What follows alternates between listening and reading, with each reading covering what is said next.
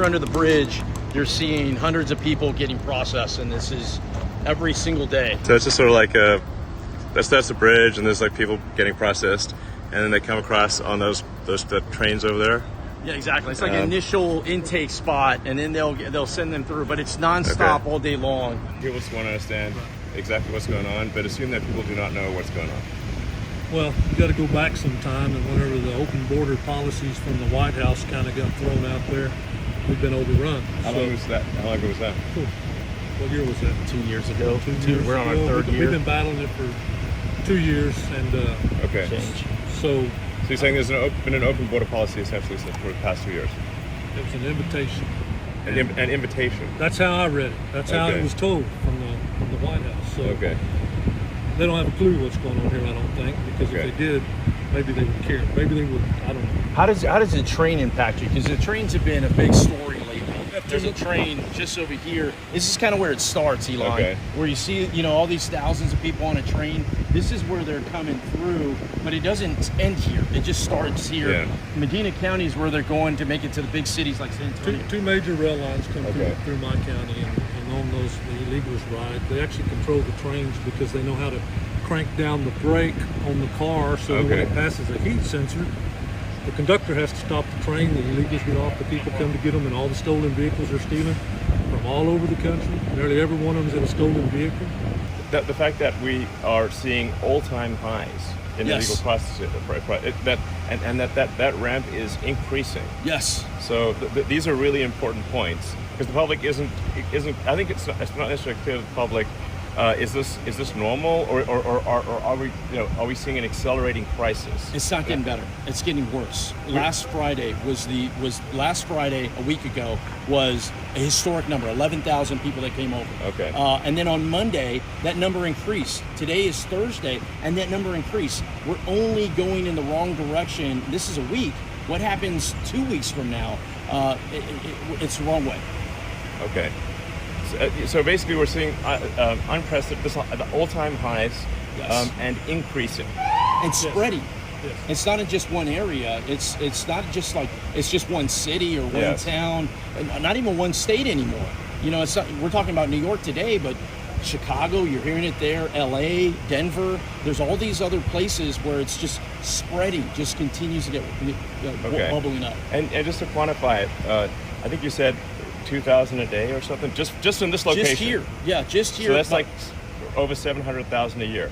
Just in this one location, Okay, just 700,000 sort of illegal immigrants a year, just in this one location. Just in this one location. Okay. El Paso, right now in El Paso. That's higher than the population of Wyoming. FYI. Exactly. Yeah. Yes. Yeah. Okay, and that's just one location. What is the total number from all locations roughly?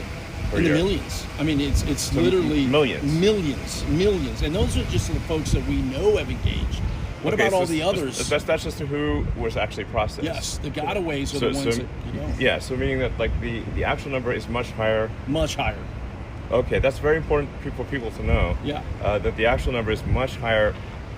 Is the official number something like 2 million or something? Where is it? It varies, and it depends on who you ask. But I've seen it as high as 2.6 million. And that number just every year for the past 3 years has almost doubled.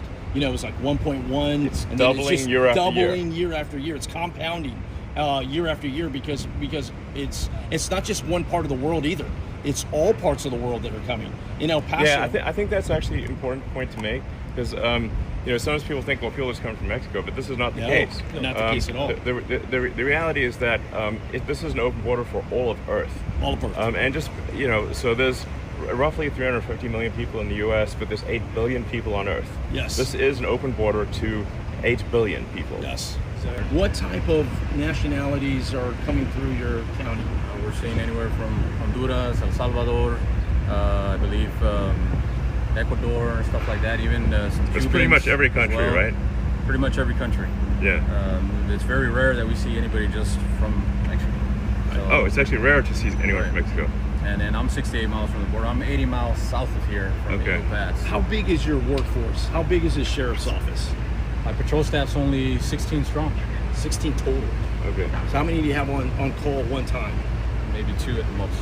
two law enforcement officers to tackle. I mean, some of these counties that I represent, they're size of states, and Sure. they've got 2 or 3 people trying to tackle it all. This is where the local community just feel completely overwhelmed. Because Border Patrol agents used to be the front line, and now they're here. They're under the bridge, they're processing folks, so they're completely out of the game. So these law enforcement, the local law enforcement officers are carrying all the weight.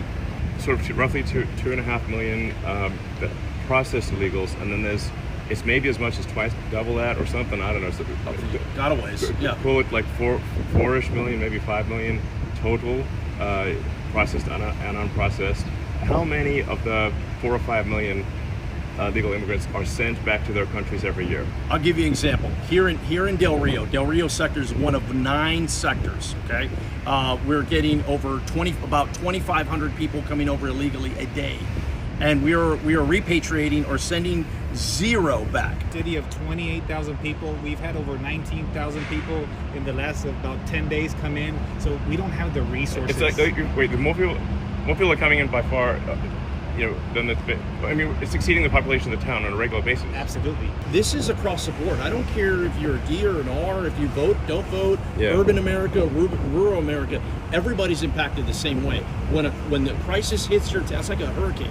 When a hurricane hits you, everybody gets washed out. Sure. And it's no different. So I think there's an opportunity here. If we can message it in a manner of, this is about solutions. Hey, I get the finger pointing. It's easy to say why we got here.